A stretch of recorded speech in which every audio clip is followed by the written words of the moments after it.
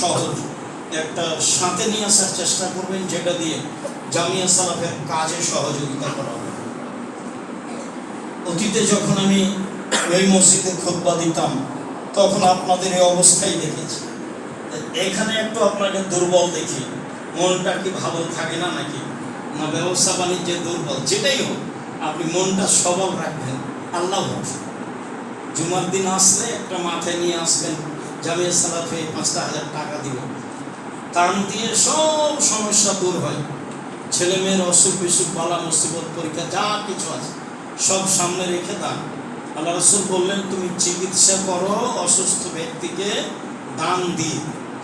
মানে অসুস্থ ব্যক্তির চিকিৎসাটা শুরু হবে দান করে। যখন বাপ মাকে বা কাউকে নিয়ে যাবেন মেডিকেলে, তখন 2,000, 5,000, 500 টাকা দানের জায়গাতে দিয়ে বেরোবে। এটা আল্লাহ রাসূলের আদেশ যে তোমরা চিকিৎসা শুরু করো দান দিয়ে।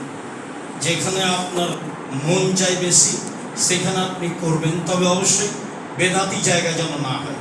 এই কথাটা আপনাকে আমি ভালোভাবে স্মরণের জন্য অনুরোধ জানাচ্ছি। অবশ্যই মুসাফির